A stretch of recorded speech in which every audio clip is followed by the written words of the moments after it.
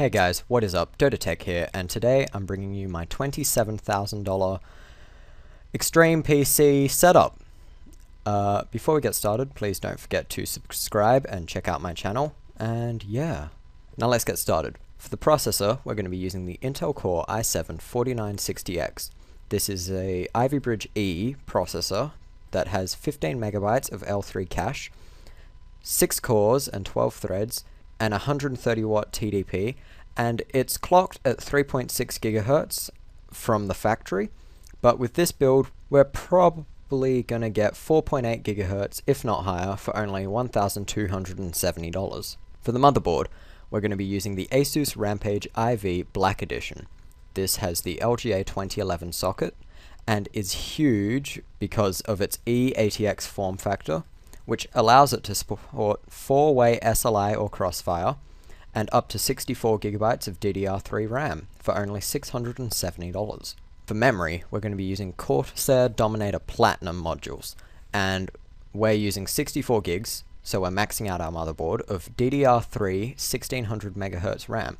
This RAM is CL9 and comes in at 1.5 volts for only $1,200. We're actually using 2 kits of 32 gigs for this because you can't get a 64 gig kit as of the moment for Corsair Dominator Platinums, so we're going to be using 2 32 gig kits, and each one of these sticks is 8 gigabytes in storage, and like I said, it's only $1,200. For our boot drive, we're going to be using a Samsung 840 EVO. This is a 250 gig SSD that has a total of 97,000 IOPS for only $200. For our storage, we're using 8 Samsung 840 EVO 1TB drives. Now this can give you either 8 terabytes in a RAID 0 or 4 terabytes in a RAID 10. And like I said before, these are the same drives and it still has 97,000 max IOPS, but this array is going to cost about $5,600. For our graphics cards, we're going to be using 4 Nvidia GeForce GTX 780 Ti's.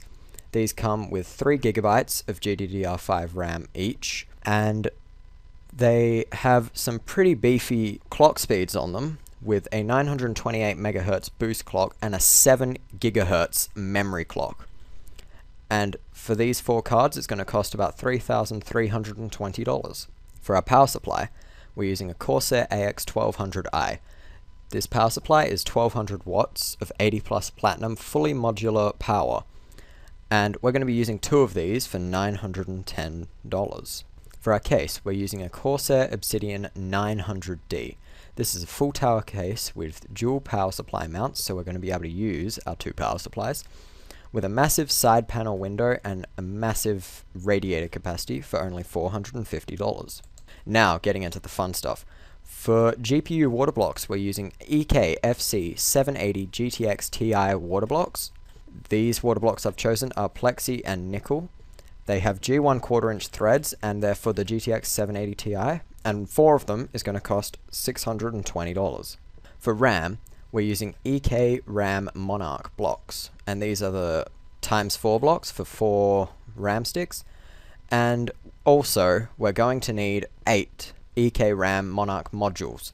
These basically clip around the RAM, and for both of these it's going to cost about $290. For our CPU water block, we're using the EK Supremacy. This is also plexi and nickel in construction, has 2 3mm LED holes and G1 1/4-inch threads for only $90. For our pump, we're using a Swiftech MCP655, which is also known as the Lang D5 or the EK D5. And because this pump is kind of ugly, we're going to be using a BitsPower MCP655 mod kit.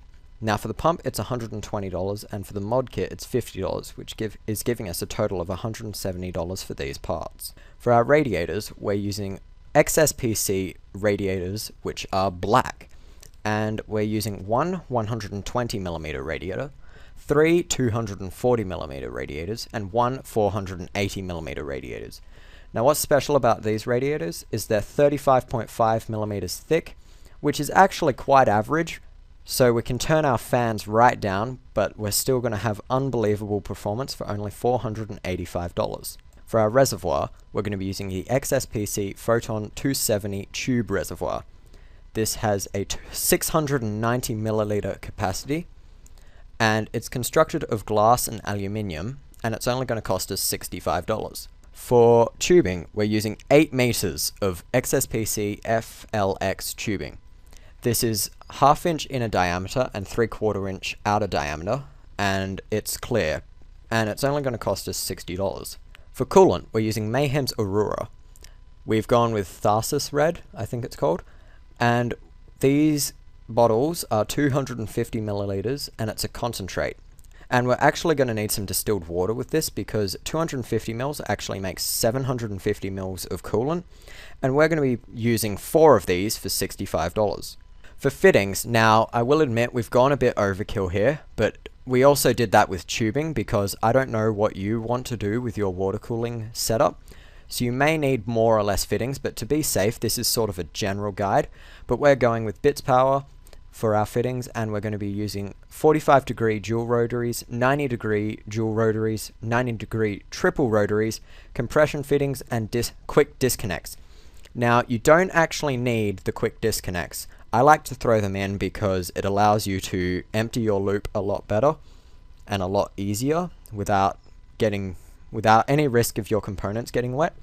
And for these, for 42 fittings, as I've laid out here, it's $730. Just some random extra parts we're using. We've got an EK D5 X-top, which actually connects our reservoir to our pump, which costs $50, and we're using red LED strips from Bitphoenix, and we're going with 4 of them, which are 300 millimeters long, for $85. The fans we're using are Corsair SP120s. These are 120mm fans, and we're going with the high performance editions for high static pressure, and 11 of these is going to cost $275. Now the next parts are completely personalizable, if that's even a word. What I mean by that is you can choose whatever you want, and they're your personal opinion, but for this build, I've chosen the Asus PQ321QE. This is the 31.5 inch 4K monitor from Asus. We're going with 3 of these for $9,200.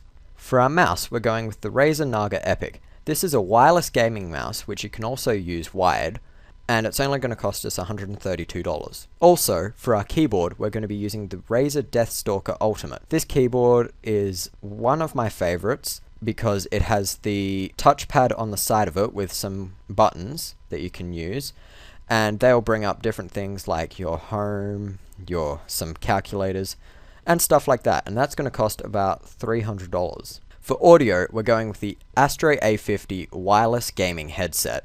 Now, this is for when you're playing games and you want to talk to your friends, and you also want to have great audio quality. And maybe if you want to, you can go grab a drink from the other side of the house, and because it's wireless, you can take that with you and still talk to your friends. But if you don't want to have the microphone, we're going with the Logitech Z906 5.1 channel audio system. And yeah, there's not much to say about this. It's 5.1, so you have 5 speakers and 1 subwoofer. It's also got a wireless remote and a station with all these options for what you want to do. And for the headset, it's costing $350, and for the speaker setup, it's $390. Thanks for watching, guys. If you want to, you can check out some other builds here. Just click the link on screen. But before you go, please, if you haven't already, comment, rate, and subscribe, and then check out my channel for other builds. Thanks, guys, and I'll see you next time.